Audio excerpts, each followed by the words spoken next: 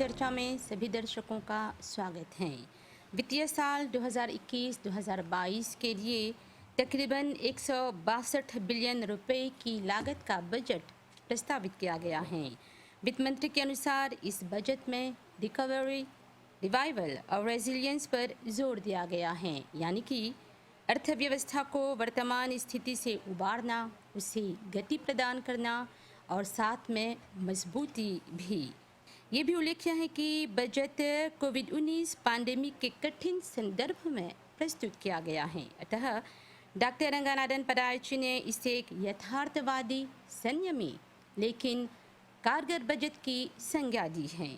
आज के लिए हमारी चर्चा का विषय जो है वो बजट 2021 और 2022 है और इस बजट पर विचार विमर्श के लिए आज हमारे साथ स्टूडियो में उपस्थित हुए हैं हिंद महासागर आयोग के जो ऑफिसर इंचार्ज हैं अर्थशास्त्री श्री राज महावीर जी। श्री राज महावीर जी नमस्ते। नमस्ते। प्रोग्राम में आपका स्वागत बाती। धन्यवाद। अच्छा, तो आज हमने बजट पर बात कर रहे थे, जहाँ बजट 2021-2022 जून के हाल में 11 जून के जन वित्त मंत्री हवन राष्ट्रीय सभा में पेश करलन। पर सबसे अगते हमने के दर्शक लोग खातिर थोड़ा सुन बतावा ई बजट की प्रक्रिया कौन तरह से रहेला, खासकर जब देखला जा जनता एकर में भारी दिलचस्पी दिखावेला। हई ई भी चाहना जाने के कि बहुत काम होल बा जानेला। जब मंत्री पदाची बिजेवा जब पढ़लन ओकर से 2-3 महीना आगे minister of finance, private sector, जितना जितना मिनिस्ट्रीज बा, जितना जितना एसोसिएशन लोग बा, सेक्टर प्रिवे, जितना लोग कैसे ओएनजी बोले जरा सब संगे बजट पूर्व सलाह मशवरा करेला। 2-3 महीना से वो लोग के बैठ के वो लोग के सुनलन जा एगो कमिटी बा, स्पेशल कमिटी, वो बैठ के सब कोई के चर्चा सुन के तब मंत्री अपन बजट पारे करके हाउ बजट पढ़लन है। हाई बजट पढ़लन एकर मतलब नहीं है कि बजट हाई हो गल कि बजट अप्रूव हो गल, अभी तक खाली पढ़लन। हाँ, एक एगो बात है, जब कोनो चीज़ के दाम बढ़ेला कि घटेला तो ई एकर लालवा में प्रोविजन होल बा कि ऐसन ऐसन मेजिया उ जल्दी एप्लीकेशन हो जाला। जैसे बजट पढ़ी तैसे ओकर एप्लीकेशन तुच्छुत हो जाला। कैसे सिगारेट के, कैसे लेसेंस डीजल के ऑगमेंटेशन वो हाली हो जाए। काहे आज ऐसे नहीं करबा तो आदमी लोग हाली हाली लगियन से जाए बुटीक में जाने ला ना हलचल मचा जाए। लेकिन बाकी के जितना जब मेजिया है मंत्री उ पढ़लन पार्लियामेंट जो हमनी के हर एगो देश के जो एगो डेमोक्रेटिक स्टेट रही ओकर दरला ओकर मंदिर है। जब पढ़लन एकर बाद में हई बजटवा जनता लोग के सब के खूब जनाल गल। टेलीविजन जूनाल में हई इंटरनेट के द्वारा भी चर्चा खूब हुई। एकर l'objectif है कि सब कोई जेकरा लेंतेरे बा उ हई बजट पर बतियाई, हई बजट के बारे में बोली और तब हमनी के पार्लियामेंट में कि गवर्नमेंट के छात्रों की लोपोजो के छात्र कोई भी पार्लियामेंट में तब बाद में वो लोग आके अपन अपन विचार दियन जा। अच्छा, मतलब कि अभी खाली एगो बजट स्पीच जो वित्त मंत्री हवन एगो बजट स्पीच राष्ट्रीय सभा में पेश करलन, प्रस्तावित करलन, अभी एकरा पारित नहीं होल बाते। बाद में राष्ट्रीय सभा में बहस हुई और साथ में अभी पूरा जो जनता बाते वो भी अपन अपन राय देवत हवन जा। ये बजट के बारे में कौन सोचत हवन जा। जाने ला जितना जैसे बोला जला एगो डेमोक्रेटिक स्टेट है, जितना देश एगो डेमोक्रेसी है, हई एगो बहुत महत्व डेमोक्रेटिक पिलर है कि गवर्नमेंट के जोन बजट है वो गवर्नमेंट अपन से चुपचाप डिसीडे होके वो नहीं डिपेंस करी, वो सब कोई के जनाई और पार्लियामेंट में हाउ अडॉप्ट हुई। तो हाउ पार्लियामेंट जब अडॉप्ट हुई तब हाउ बजट अडॉप्ट हुई। ई एगो प्रोसेस है, जिसे बोला जा एगो प्रोसेस है जोन 2 महीना 3 महीना आगे से शुरू होल बा और 1 महीना 2 महीना से जाए। जब लेक सब मिनिस्टर साथिस्फे नहीं हुई तो बजट अप्रूवे नहीं हुई, तब लेक पार्लियामेंट अप्रूवे करी। हाँ, खाली और मिनिस साथ नहीं। में जैसे कि सिगरेट और अल्कोहल वाला ई जल ही ओकर दूसर दिन ही ओकर दाम बढ़ जाला। पर हैजा पर ई जोन लाइसेंस के बात करला ई जुलाई महीना से ई लागू होई हाँ जोन 2 रुपया के जोन वृद्धि बाटे। हाँ, तो जैसे बोली है जितना मेजिया बागो बीजे में हाउ मेजियावन नॉर्मल में जब पालमा अपुवे करी तब हाउ मेजियावन धरला तब लागू करल जा लागू हो एफए जाए। माउंट आश्रम मतलब अभी कुछ भी फाइनलाइज नहीं हो नहीं होल बाटे बा ई स्तर पर। लेकिन मिनिस्टर फिनांस के ओकर लालवा देवेला l'autorité कि जब सकी कि कैसे टैक्स डाली सिगारेट में कैसे लाइसेंस में कब से कोनो टैक्स डाली कि उ सब ओकर पूवो बा उ सकी डाली। तो श्री राज महावीर जी हमने कोविड काल में जियत हैं जा बेशक ये बजट प्रस्तुत करे बजी सबसे बड़ा चुनौती से कब्जा बोले चैलेंज ये जो न पैंडेमिक पाल जाता और कठिन संदर्भ अभी व्याप्त बाते। हाँ भाई तो एगो सबसे बड़ा समस्या जिसे बोल रहा देश भर में और दुनिया भर में एगो देश नहीं बा दुनिया में जोन हई कोविड पैंडेमिक से अफेक्टेड नहीं होल बाटे। ऐसा अफेक्ट होल बा कुछो पॉजिटिव नहीं होता खाली नेगेटिव होता। जानेला मॉरिशस में हमनी के ई चला कबो कबो याद करे कि हमनी जोन इलाज एगो इकोनॉमी उवे है जा इकोनॉमी उवे के मतलब कि हमनी के देश में जितना आमदनी आवेला रेवेन्यू मिलेला ज़्यादातर सब रेवेन्यू आवेला बाहर दूसर देश से और दूसर देश कैसे एक्सपोर्टेशन हमनी के बा हमनी के टूरिस्ट लोग आवेला। अब सोचा जब 2 बरिस आगे जब कोविड पैंडेमिक नहीं रहल तो लगभग 1.5 मिलियन टूरिस्ट आवे जितना पॉपुलेशन बा हमनी के ओकर से ज़्यादा प्रे बा 2 मिलियन 2 करोड़ 2 लाख नहीं 20 लाख टूरिस्ट आई। तो अब 20 लाख से अभी तनको नहीं बा तो हई एक हमनी के लैपक जो इकोनॉमी में एकदम से करेला देर देश बा वो लोग के इकोनॉमी इतना उवेयर नहीं है। अब दूसरा एगो बात लेला एगो एग्जाम्पल लेवत हैं हमनी के खाना पीना जाने ला जा 80% हमनी जन खाई ला जा हमनी के खाना पीना 80% हमनी यहाँ पोते करी ला जा। तो सोचा जब ढाव बगल दूसर देश में ऐसा डिफिकल्टी बात है सब मिले के देश में ओकर दाम भी बढ़ी ऐसा एगो सिचुएशन भाई कोविड पैंडेमिक से कि ई हमनी के एक तो पैसा कमती मिला था ढेर लोग बेरोजगार हो जाता काम नहीं वालों के सोचा कैसे बोला जा अनएम्प्लॉयमेंट 6 पॉइंट किछो अभी 9 पॉइंट किछो जो गल समझा जितना आदमी काम खोजे 2 बरिस आगे अभी ओकर से आधा उतना जस्ती आदमी अभी काम खोज जाती। तो ऐसा वो स्थिति चलल बा और सबसे ऐपोता का है कि कोई नहीं सकी बोले कब हमनी के कोविड पैंडेमिक के सिचुएशन फिनी हुई कोई नहीं सकी बोले। हाँ ई बा कि वैक्सीन आल बा जब वैक्सीन आल तो सबके एगो लिस्टवा मिलल कि जब वैक्सीन आई तो ज़्यादातर आदमी लोग वैक्सीन कर दियन जा चारों बगल दूसरों देश में भी और हमनियों के देश में भी तो हमनी के टूरिस्ट सकिया ये सब एक्टिविटी सब हमनी कौन चीज़ें करे। लेकिन हाँ जो तो लगता ना मॉरिस में भी बा और दूसरों देश में भी बा ढेर आदमी लोग बोला था हमनी वैक्सीन नहीं करब जा कान काहे हाई डिफिकल्टी हो था। इस सब से हमनी नहीं सकब से जाने कब सब आदमी लोग के वैक्सीन मिली तो कब हमनी के इकोनॉमी फिर से खुली। और दूसरा बात वैक्सीन के बारे में यह है कि हमनी इतना तो नहीं जाना सा ना कि सब कोई के वैक्सीन बा कि नहीं बा। हाँ गवर्नमेंट डिमांड करता है जब मैं 60% हमनी के पॉपुलेशन वैक्सीन कर दे हई बरिस 2-3 महीना में ई तवा वैक्सीन में दूसर देश जोन देश में संगे हमनी के रिलेशन इकोनॉमिक है वो लोग हौजा पर इसकी 60% 70% कर जब वो लोग सकें सा आई तब एक मतलब है कि हमनी के देश खाली हमनी जोन चाहब जा अपन देश में करे करके हमनी के इकोनॉमी नहीं सुधरी अकेले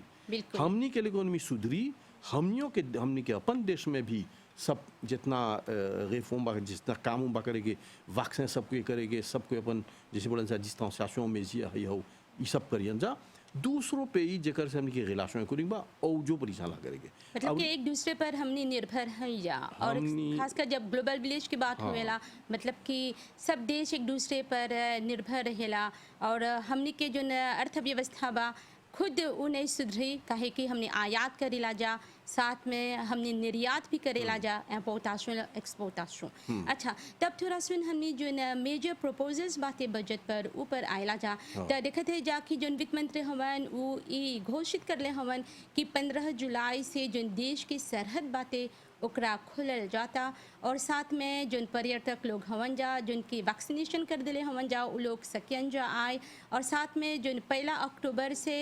निगेटिव पीसीआर टेस्ट संगे बिना कोनो शर्त के वैक्सीनेशन से सकबा जा, मतलब कि मॉरिशस आए, एगो खुशी की बात है। हाँ, खुशी की बात है। पहला बात कि बहुत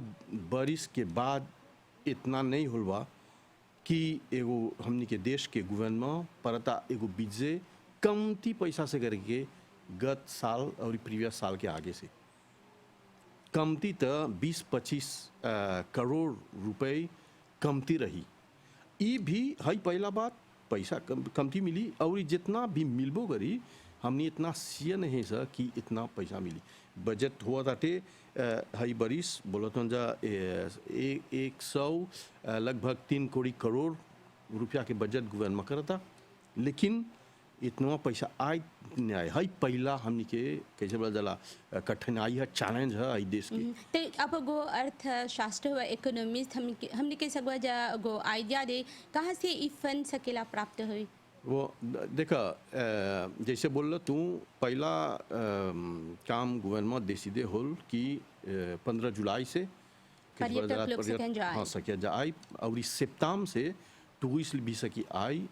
तो हई सब एगो लेताप ले लेके हई सब देश खुला था लेताप ले लेके। अब ओकर साथ साथ ओकर मेजिया भी रही संगे संगे, हई तो पहला बात है। तो आज जब ये सब होई आज अच्छा से होई तो ई रेवेन्यानी हई पहला।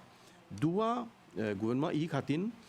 जाने ला एक बार से सिगारेट और लालकोल के जोन है आदमी लोग एकदम से ढेर पियला, तो ओकर में 10% टैक्स विदा लागल बा, तो 10% टैक्स हुआ वो भी गवर्नमेंट के थोड़ा पैसा आनी। तीनवा बात है कि लाइसेंस और डीजल वो भी में 2 रुपया एगो लीटर पर दलाल बाटे एगो टैक्स, वो 2 रुपया भी एदे करी जमें गवर्नमेंट को रेवेन्यू मिली, और जमें कोविड के खिलाफ जितना मिजबा वो ली। तो ये सब करके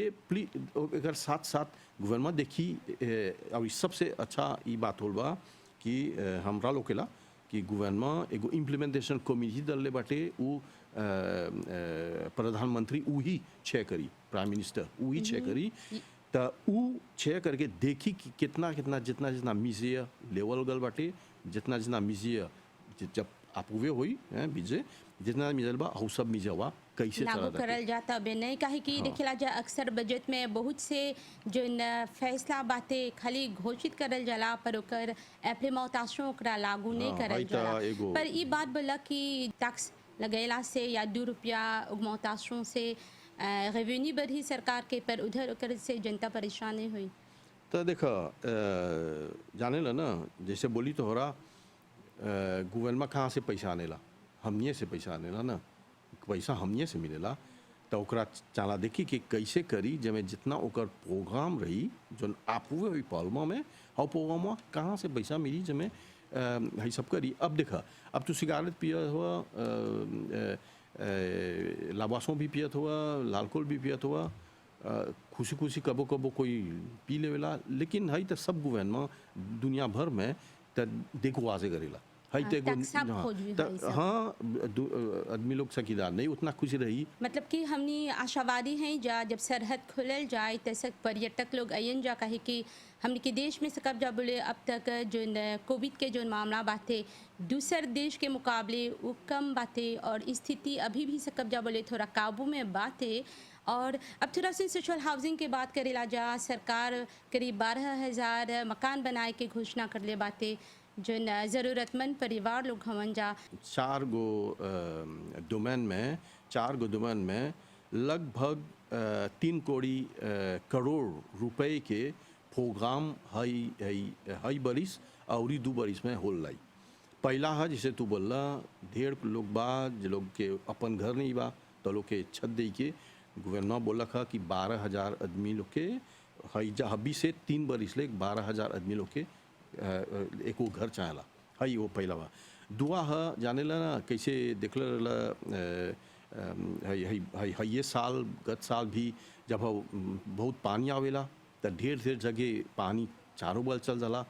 तो हर कुछ पानी ऐसे आई तो हर कुछ ऐसे डिफिकल्टी होई, लेकोल बंद हो जाला, आदमी लोग काम नहीं सकेला जाई। एक आध गो रेजों ह, एक आध गो विलास है जन वो लोग विलास में से निकले भी नहीं सकबा। तो हई एगो दुआ ह एकर में गवर्नमेंट कमती त 11 करोड़ रुपए के ड्रेन और पों और हई हौ ढेर जगह बनवावत हटे, जेमें कि हई जब ऐसे पानी आई एकदम से बड़का पानी जब आवेला कबो कबो तो ऊ से आदमी लोग के एको परेशानी नहीं होई। हई हई दुआ तीनवा एगो जानेला कि पानी वो मिले के तनी डिफिकल्टिया कठिनाई होला, तो जानेला एगो दाम बनत हटे रिविया des Anguilles में। ई दाम भी प्रे लगभग 10 करोड़ के एगो पैसा रखल बाटे जब हो दामवा बनी। और ई पछला तो जनबे करे रही था लौकता से सब कोई के कि मॉरिशस में हमनी जहाँ जहाँ जाइला सा लुतो में 20 में बहुत डिफिकल्टी और हमनी के जाए के इधर उधर तो 1.2 करोड़ रुपए के प्रोग्राम बा कैसे बा रोजिल से रेजुई के मेट्रो और ढेर जगह हमनी के सीमाओं बनाए के सब जमे कि काल परसों हमनी के देश एगो देश मोदेन रही। हई 4 गो बड़का पोजे जोन हई 3 बरिस में होई कमती त 3 करोड़ रुपए के प्रोग्राम हई सब दलाल बटे। हाँ, मतलब कि एगो नेसेसिटी है काहे कि देखला जा क्लाइमेट चेंज संगे अचानक बहुत बारिश होता, बाढ़ आवता और तब भी देखते जा पानी घर में घुस जाता। तो इस सब बचे खातिर मतलब कि इस सब जो नाला धय बनावल जाता ओकर से जनता के सुविधा होई, सहूलियत होई। हाँ और हमनी के चला ई भी समझे के कि जानेला ही जोन बोलेला क्लाइमेट चेंज ई तो हमनी नहीं अपन से नहीं बनाएला जा, ई तो होएला। हमनी एगो छोटा देश है जा, बड़ा बड़ा देश लोग जानेला ना ढेर लैजिस्ट्री सब करके हई हमनी के जोन बा लाटमोस्फेयर पोलियो हो गल बाटे ओकर से हई चेंजमेंट क्लिमाटिक होता, ओकर से हमनी जोन बोला था चेंजमेंट क्लिमाटिक और डेरेगलेमेंट क्लिमाटिक होता थे। ई से हमनी के ढेर पानी मिला, जोन पानी आज मिले वो आगे नहीं मिले। तो ई खातिन हमनी के एक एगो काम बाका जाए करेंगे होवे खातिन गवर्नमेंट ओकर पॉलिसी में बोले रेजिलियंस के मतलब कि देश के मजबूत बनावा, इकोनॉमी भी ओकर इंफ्रास्ट्रक्चर भी। तो ई से हई सब प्रोजेवन हई सब वो लोग के बनाई एक से जनता के जीवन और सुखकर हो जाए। हाँ रेजिलियंस मतलब कि जनता भी हाँ सोसाइटी भी रेजिलियंस बनी, सोसाइटी के रेजिलियंस से ओकर घर दिवाई ओकर कैसे काम के एगो अलोकेशन मिलता, वेज असिस्टेंस स्कीम बा और बूढ़ा सब लोग के पेंशन मिलत हटे, ढेर ऐसा बा जमें सोशल रेजिलियंस रही, इकोनॉमिक रेजिलियंस रही। तो हौ जौन मेजिया लियोल बाटे कैसे सेक्टर इंडस्ट्री में, सेक्टर आगो इंडस्ट्री में, आईसीटी के सेक्टर ढेर सेक्टर में जितना मेजिया लेवल गल बाटे और जन लोग के जब काम मिली हई सब जब हमने के इकोनॉमी रेजिलियंस करी और सोसाइटी भी रेजिलियंस हुई और हमने के देश के वो लोग के जैसे हई सब ड्रेन पों सीमा उमा तो हमने के देश के फिजिकल रेजिलियंस रही। मतलब कि रेजिलियंस सब तरह से जोन जोन जोन मानिया में देखबा देश के रेजिलियंस, इकोनॉमी के रेजिलियंस, हम जनता के रेजिलियंस, हई तीनों रेजिलियंस और ई सब संगे हमनी के एगो इकोनॉमिक रिन्यूअल हमनी के जब इकोनॉमी फिर से शुरू हुई। ई सब है फिलोसफी है बीजेवा के। ई भी बोले हवन कि ई बरिस पीओबी भी लागू हुई। हाँ हई तो हमने सुन ली, देता ही नहीं दिलबा मंत्री पदयाची नहीं बोला का कब, नहीं बोला का कौन ची कितना जाने ला ना। और एगो लॉन्गाज में है गवर्नमेंट के कि हर 4-5 साल में चला पीआबी पे रिसर्च ब्यूरो अपन खापो देगी। इतना चला समझे कि एकर मतलब नहीं है, ढेर कोई सोचेला कि पीआबी के मतलब है कि हमने के लापे युग मौते हुए, खाली लापे नहीं है। जाने ला हर एगो सिस्टम में एवोल्यूशन के साथ साथ हमने के काम के ओकर नाचिया हुए साँझे होला काम जोन काम आगे कर रही जा ओकरा तना तैसन डिफरेंट करे के अभी और कोनो अनुमाली देखिला जा रहेला ऐसा ऐसा ढेर रेजों बा काहे चाहला हर 4 बरिस में देखे के हमनी के फंक्शन पब्लिक जोन है जोन में 90-90 मिल फंक्शनर काम करेला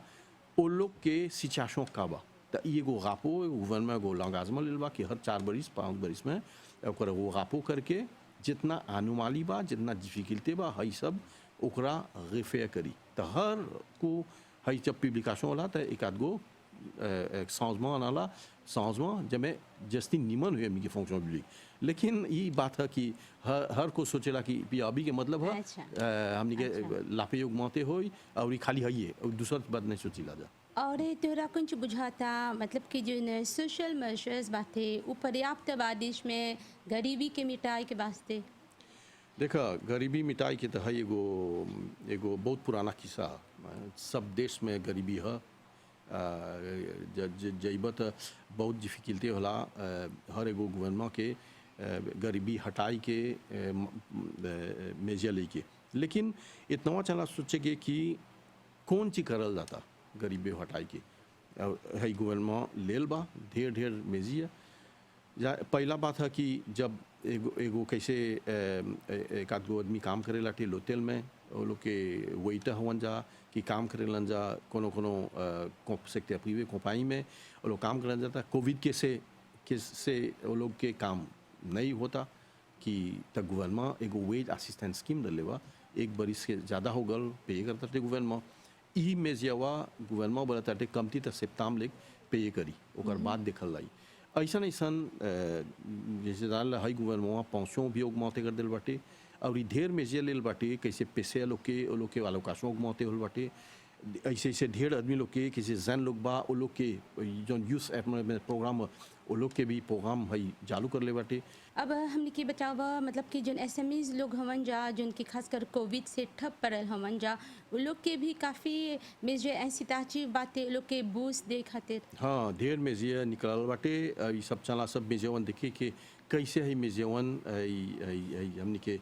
एसएमईज मतलब छोटा छोटा जो बिजनेस कर रहे हैं वो लोग कैसे मेजेवन ले सा तो है सब मेजेवन इतना चला पोते हम तोरा एगो एग्जाम दे लाटे कैसे सीखते आगुआ डिस्ट्रिक्ट में गवर्नमेंट बताते 1000 बीघा माटी प्लांटे लोग के ची प्लांटे लोग के दे जैसे 1000 को चिपलाते सिपा कितना आदमी रही 1000 को सिपा कम में 1000 बीघा माटी वो लोग के दीवाल जाए और ये लोग के एक्सटेंशन सर्विस भी मिली और क्या बोला कैपिप के होगल एगो बड़का बाचिमा बनाते है सब जब एक आगुआ डिस्ट्रिक्ट के डोमेन में डिपार्टमेंट में वो लोग एगो प्रोजेक्शन जितना बा लेगिंग ये सब उगमाते हुई हाँ। कैसे बोली तो रहा तबिया हमने के जितना खाए ला जा पी ला जा 80% सब दूसर देश से हमने एपोते करी ला जा अच्छा हई कर एक आध गो इंसेंटिव दिया बाटे हई सब इंसेंटिव से जब हमने के लेगिम उगिम उमुआ जितना लेगिम इधर तो रही हई सब जब हमने के लामताज रही अति लोग के प्यामे लोग के वो लोग पूजा करें हम देशों में हमने के जब जला सेल्फ सफिशिएंट बनब जा। अच्छा जैसे कब जब बोले ई विजय जन बातें जनता के उम्मीद में खरा उतरल बातें जो सोशो इकोनॉमिक बातें और आखिर में ई जो न विजय के लागू करे के सामने कौन चैलेंज बातें हम सबसे ज़्यादा हमरा हाई विजयवा में कौन चीज अच्छा लगल कि विजयवा में बोले बाटे प्रधानमंत्री उही एगो कमिटे डाली देखे के कि जितना मेजिया लिखल बा विजय में जो दिन वो अडोप्टे होई हई मिजवन होता कि नहीं होता और काहे नहीं होता अभी तक विजय का मतलब है इजिस हमने बोले जा कि हई प्लान है एगो तब कोनो प्लान रहेला जब ले प्लावा में जोन जोन मेजिया बा हाउ मेजियावन चालू नहीं करल गल को ओकर इम्प्लीमेंटेशन नहीं करल गल तो हमरा सबसे होता है लगा था और हमरा लोग था कि जान ला आगे बीजे हरदमा हुए एगो काम नहीं हुए हब्बी नहीं हुआ था कि जब बीजे करब अरे बीजे कर हई बरिस तो गल बरिस के बीजेवा कौन चीज होल काहे कौन चीज नहीं अच्छा होल तो हई इम्प्लीमेंटेशन कमिटी जोन बा हाउ कमिटी वा ओकर में सेक्टर प्रीवे भी रही ओकर में सेक्टर पब्लिक भी रही और जितना जितना स्टेक होल्डर्स रहा सब बैठ के सोचन सा कैसे हई मिजेवन चाहला लेके हई हमरा सबसे अच्छा लगल मिजेवन तो एगो आखिरी बात हम पूछती यदि एगो प्रोजेक्ट बाते वो रियलाइज नहीं हो बाते और ओकर खातिर फंड जन बाते वोटे हो गल बाते तो ओ फंडवा से कौन होएला जाने ला ना जब एगो बीजे जब वोते हो गल बीजे रवा अब कुछ नहीं करला तो वो बीजवा उसी रह जाला। अब एकर में ओकर रेजों चला जाने के काहे हाउ कमवा नहीं होल। अब जोन डिपार्टमेंट ओकर रिस्पॉन्साबल रहल उ डिपार्टमेंट जाके फिर से स्पीके करी तक काहे हईमनी नहीं कर लीजा। अच्छा तब गवर्नमेंट देखी बोली हाँ, लेकिन कबो कबो ई भी होई कि हम डिपार्टमेंट नहीं कर लेबा कुछो तो वही से गवर्नमेंट से कि फिर से पैसा ले ली ए और हाइला होल बा हई बरिस। तो आईओसी के ऑफिसर इंचार्ज श्री राज महावीर जी, आप अर्थशास्त्र भी हवा, इस सब जानकारी खातिर बहुत बहुत धन्यवाद। धन्यवाद। नमस्ते। नमस्ते। तो इस तरह आज हमने बजट 2021-2022 पर बात की। ये बजट की प्रक्रिया किस तरह से होती है और क्या क्या कदम उठाए गए हैं। हमारी यही उम्मीद है कि इसी से आपको काफ़ी स्पष्टीकरण प्राप्त हुआ होगा। तो आज के लिए इतना ही, अनुमति दीजिए। नमस्कार।